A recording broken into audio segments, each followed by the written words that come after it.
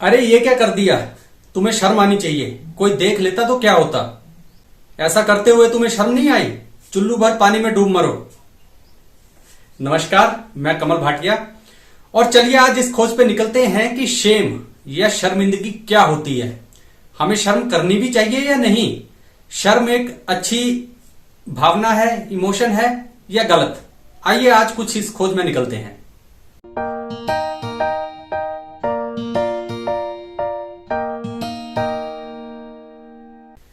देखिए, हम सभी जीवन के किसी ना किसी मोड़ पर शर्मिंदा जरूर हुए हैं।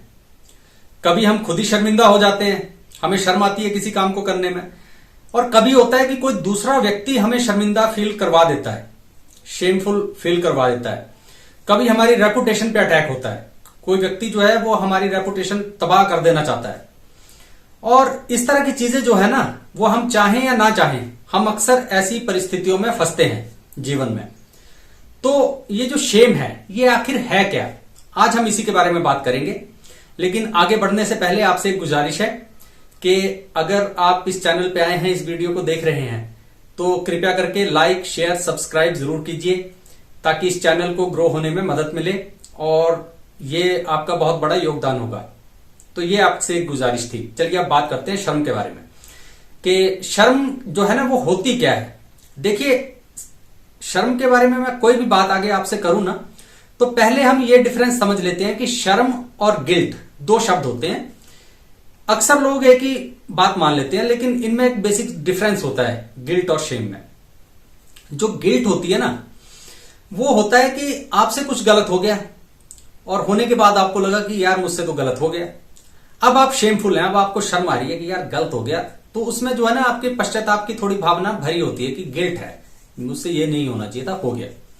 जो शेम होती है ना, उसमें होता है सिर्फ वो फीलिंग ऑफ अनएक्सेप्टेबल है। आपको लगता है कि यार जो भी मैं करूंगा या मैंने कर दिया, शायद वो ना एक्सेप्टेबल नहीं है, स्वीकार्य नहीं है।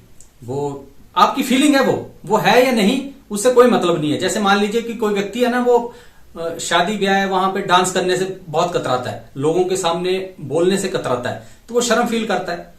उसे लगता है कि यार ये ना शायद अच्छा नहीं रहेगा ये बोलना, या मुझे बात नहीं करनी चाहिए, मुझे नाचना नहीं चाहिए।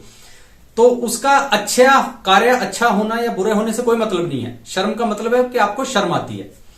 तो इस तरह आप देखेंगे कि कई लोग होते हैं ना, वो बुरे से बुरा काम कर देते हैं, लेकिन उनके मन में कोई ना उन्हें शर्म होती है ना उन्हें गिल्ट की भावना होती है। क्यों? क्योंकि उन्हें लगता ही नहीं कि, पहली बात तो उन्हें लगता ही नहीं कि मैंने कुछ गलत किया है, तो गिल्ट किस बात का होगा। दूसरा, उन्हें पता है कि ये काम करना था, मैंने कर दिया, उन्हें शर्म भी नहीं होती, तो शर्म होगी भी नहीं और होनी भी नहीं चाहिए। मेरा अपना मत ये है कि बहुत सारी जो हमारी किसी इंडिविजुअल की तरक्की है ना, वो शर्म में रहता है, इसलिए वो बहुत पिछड़ जाता है। कुछ काम करने से शर्माता है वो कि यार इसमें मेरी बेइज्जती हो जाएगी, इसमें शर्म हो जाएगी, और वो बहुत पीछे रहता है। जो लोग आगे बढ़ते हैं ना, वो उनमें ये जो शर्म या शेमफुलनेस होती है ना, वो बहुत कम होती है। वो ज्यादा परवाह नहीं करते, जो काम करना है कर दिया, तुम कुछ बोल रहे हो बोलते रहो, वो करता रहेगा और वही एक व्यक्ति आगे बढ़ता है। मतलब इंपेडिमेंट है जो शेम है हमारे आगे बढ़ने के रास्ते में। तो ये बेसिक सा डिफरेंस था गिल्ट और शेम में। तो अब हम ये देखते हैं ना कि ये जो शेम होती है, इसके रीजंस क्या होते हैं, फिर हम शेम से निपटने के तरीके क्या हैं वो भी बात करेंगे। लेकिन पहले देखें कि शेम होती क्यों है, कोई व्यक्ति शर्म क्यों महसूस करता है, शर्म की जड़ें कहां हैं। जो सबसे पहली जड़ होती है ना शर्म की, वो होती है चाइल्डहुड। कि आप जब बचपन में थे, तो हो सकता है कि आपके माता पिता, आपके परिवार के लोग बहुत ज्यादा क्रिटिकल हों, आपके हर काम को जो है वो टोकते हों, आपको ज्यादातर हाँ कहने की बजाय आप 90% समय जो है वो ना सुनते हैं कि ये काम नहीं करना, ये नहीं करना, ऐसा करोगे तो ऐसा हो जाएगा, लोग क्या कहेंगे, इस तरह की बातें आप सुनते रहते हैं।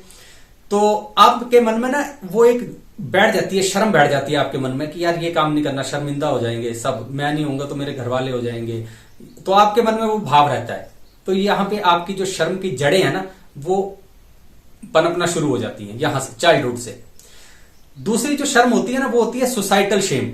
कि हो सकता है कि आपके घर वाले इतने ज्यादा टची ना भी हों, लेकिन जब आप बाहर सोसाइटी में जाते हैं ना, बच्चे थे, आप स्कूल में जाते हैं, कॉलेज में जाते हैं, कहीं घर से बाहर बाजारों में जाते हैं, तो वहां पे आपको जो है ना वो बुली किया जाता है। या किसी ने कुछ कह दिया आपके दोस्तों ने कि तुम यार ये कपड़े तो तुम पर जचते नहीं है, तुम पे ये तुम तो भद्दे लग रहे हो, तुम पे रंग नहीं जचता है, या कुछ भी कह दिया, तो आपको ना शर्म फील हो गई कि यार ये अनएक्सेप्टेबल है और ऐसा नहीं करना चाहिए, या आपसे कुछ हो गया तो आपका बहुत मजाक उड़ाया गया, शर्मिंदा किया गया आपको, तो आप में वो भावना जो है वो बैठ गई कि ये शर्म है। तो सोसाइटल चेंज, जो आपके आसपास के लोग, आपके जो माहौल है उसमें आपको कैसा फील करवाया गया, वहां से शर्म आपके मन में बैठ जाती है और फिर आप जीवन पर्यंत वो शर्म जो है वो आपके मन में बैठी रहती है। तीसरी जो वजह है जिसकी वजह से शर्म किसी व्यक्ति के मन में बैठ सकती है वो होता है सिचुएशनल शेम।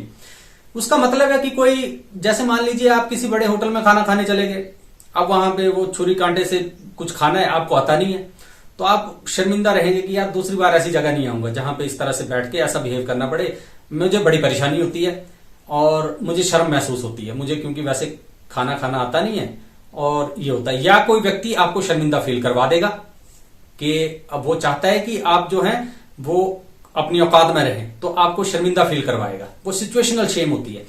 ठीक है, उसमें यह है कि दूसरा व्यक्ति आपसे जलता है, वो चाहता है कि आप यहां ना आए, तो वो भी ऐसा कर सकता है कि 4 लोगों के सामने आपकी बेइज्जती कर देगा और फिर कभी आप वहां मुड़ के जाएंगे ही नहीं, या फिर आप खुद से ऐसा मान लेंगे कि इस वजह से मुझे परेशानी होती है, मैं नहीं जाऊंगा। अब ये जो तीनों तरह की शेम हमने डिस्कस की जिस वजह से शर्मिंदगी होती है, इंसान में पनपती है, चाइल्डहुड शेम और सोसाइटल शेम और सिचुएशनल शेम, इन तीनों का ना हमारे ऊपर एक इंपैक्ट होता है किसी भी इंडिविजुअल पे। वो इंपैक्ट पता क्या होता है, उसका प्रभाव क्या पड़ता है? पहला प्रभाव तो यह पड़ता है कि इंसान जो है वो विड्रॉल हो जाता है, मतलब किसी भी परिस्थिति से, किसी भी जगह से खुद को बाहर निकाल लेगा, विड्रॉ कर लेगा। और ये कोई बड़ी अच्छी बात है नहीं।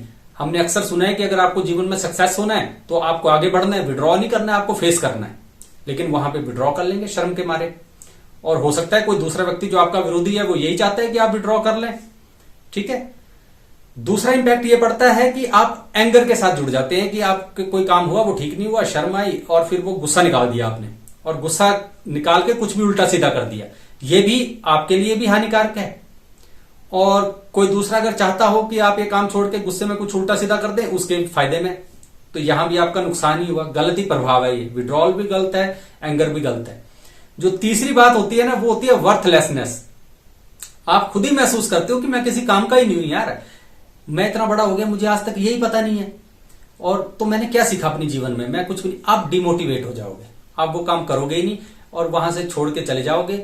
और कोई आपका विरोधी होगा, कोई दूसरा व्यक्ति होगा, वो खुश हो जाएगा कि अच्छा हुआ खुद ही मैदान छोड़ के भाग गया।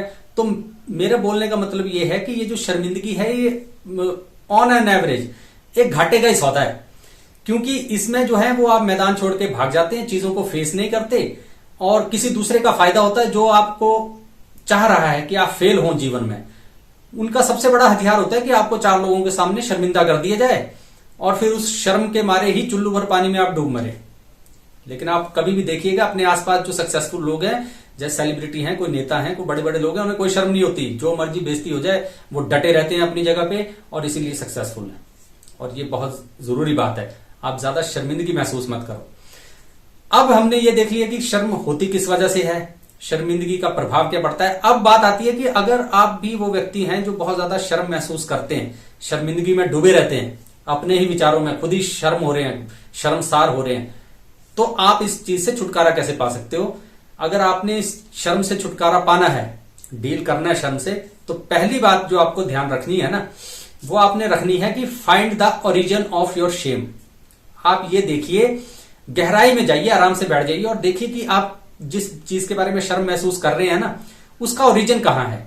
कहीं वो आपके चाइल्डहुड में तो नहीं है उसका ओरिजिन, कहीं सोसाइटी में कुछ ऐसा तो नहीं हो गया कभी आपसे कि अब आप झिझकते हैं उस काम को करने में, कहीं आप कोई सिचुएशनल शेम के शिकार तो नहीं हो गए हैं। तो आप उन चीजों को, ओरिजिन को ढूंढिए। जब ओरिजिन मिल जाएगा तो उसके बाद आप ठीक हो जाओगे। उस चीज से वो फेस करिए, उस चीज को इंप्रूव कीजिए, लेकिन छोड़ना नहीं है, भागना नहीं है। ये पहला स्टेप है, ओरिजिन फाइंड कीजिए और उस चीज को फेस कीजिए, आगे बढ़िए। अब जो दूसरी चीज है ना जो आपको करनी है, वो करनी है शेयर योर शेम। कि जो भी आप जिस चीज के बारे में शर्मिंदा फील करते हैं ना, उस चीज को किसी दूसरे से शेयर कीजिए। कि कोई दूसरा आपका दोस्त है, कोई घर में परिवार के मेंबर हैं, कोई व्यक्ति है, उससे शेयर कीजिए कि यार मुझे ना इस काम को करने में शर्म आती है, मुझे ना डांस करने में शर्म आती है। कुछ गलत तो नहीं हो जाएगा अगर मैं यहां पे डांस कर लूं तो, या मैं किसी के सामने खड़े होकर कुछ बात बोल दूं तो कुछ गलत तो नहीं हो जाएगा। जब आप शेयर करोगे ना चीजों को, तो आपको इनपुट मिलेगा। आप देखोगे कि नहीं यार, ऐसी बात तो है नहीं। दूसरा व्यक्ति बोलेगा यार इसमें कौन सी बड़ी बात है, कर लो, कोई बड़ी बात तो है नहीं। तो शेयर जरूर कीजिए, अपने मन में ही मत रखिए उस बात को। साथ में मैं एक बहुत अच्छी रिकमेंडेशन आपको ये दूंगा कि आप किताबें पढ़ा कीजिए। किताबें पढ़ के ना बहुत ज्यादा पर्सपेक्टिव मिलता है, और आपको पता लगेगा कि जो आपकी शर्म है ना, ऐसी बहुत से महान व्यक्तियों की वैसी ही प्रॉब्लम्स थी, उन्हीं चीजों को लेके वो भी शर्मसार होते रहते थे। लेकिन जब उन्होंने उस चीज को समझा, उनको छोड़ा, तो बहुत आगे निकल गए वो अपने जीवन में। किताबों को पढ़ा कीजिए, उनसे आपको पता लगेगा कि जो चीज आप सोच रहे हो वैसा कुछ भी नहीं है, वो बहुत मामूली सी बात है, वो इतनी बड़ी बात है ही नहीं। ठीक है, तो शेयर कीजिए, पढ़िए, शेयर कीजिए दूसरों से। आपकी जो शर्मिंदगी है वो बहुत हद तक आपको हेल्प करेगी उस चीज को छोड़ने में। आपका जो आउटवर्ड एक्सपोजर है, जो आप दूसरों के साथ एक्सप्रेशन करोगे शेम का, उसमें हेल्प होगा कि वो शेम आपकी खत्म होगी। जो तीसरी बात है ना, जिसका आपको ध्यान रखना है, वो होगा कि री एग्जामिन योर बिलीव्स। कि आपके कुछ ना जब आपको बचपन में शेम मिली, सोसाइटल शेम मिली, जिस परिवार में या एनवायरमेंट में आप पले बढ़े, तो आपका एक बिलीफ सेट जो है ना वो फॉर्म हो गया कि नहीं यार ये काम करना चाहिए, ये काम नहीं करना चाहिए, इस काम को करने में शर्म होती है, दूसरे लोग क्या कहेंगे। आप हमेशा ये देखिए कि दूसरा भी तो कोई वैसा काम कर रहा है, वो क्यों कर रहा है, कैसे कर पा रहा है, तो कहीं मैं गलत तो नहीं हूं। खुद को एक बार इंट्रोस्पेक्ट जरूर कीजिए, और जो भी आपका बिलीफ सेट है उसे री एग्जामिन कीजिए कि कहीं मेरा गलत बिलीफ सेट तो नहीं तैयार हो गया है, और मोस्ट ऑफ द केसेस हुआ होगा। आप उसको चैलेंज कीजिए, री एग्जामिन कीजिए अपने बिलीफ्स को, और उन्हें चैलेंज कीजिए, उन बिलीफ्स को, उन्हें चेंज कीजिए जितनी जरूरत है आगे बढ़ने के लिए, और फिर आगे बढ़िए। जब ये 3 काम आप कर लेंगे ना, ओरिजिन ढूंढेंगे, और किसी के साथ शेयर करेंगे अपनी शेम को, और री एग्जामिन करेंगे अपने बिलीफ सेट को, तो आप देखेंगे कि प्रैक्टिस से होगा, ऐसे नहीं होगा, प्रैक्टिस बहुत करनी पड़ेगी। लेकिन आप धीरे धीरे ना शेम को छोड़ने लग जाओगे, आप शर्म महसूस नहीं करोगे। जो काम करने में आपको शर्म आती थी, अब आप सहजता से कर लोगे। थोड़ा सा ये तीनों चीजों पे कंसंट्रेट कीजिए, और आप ठीक हो जाओगे। और जैसे आप शर्म छोड़ोगे ना, आप जीवन में तरक्की करने लग जाओगे, आप आगे बढ़ने लग जाओगे। मुझे भी शर्म आती थी कि मैं यूट्यूब पे वीडियो कैसे बनाऊंगा, फिर मैंने छोड़ दी वो शर्म। अब मैं सहज हो रहा हूं, हर वीडियो के साथ और सहज हो रहा हूं। तो इस तरह से आपको भी अपनी शर्म जो है वो छोड़नी पड़ेगी, और आप जीवन में आगे बढ़ जाओगे। तो ये कुछ बातें थी जो आज आपसे करनी थी। फिर कभी किसी दूसरी खोज पे निकलेंगे, कुछ नई खोज पे चलेंगे, कुछ नए विषय के बारे में बात करेंगे। तब तक अपना ख्याल रखिए। नमस्कार।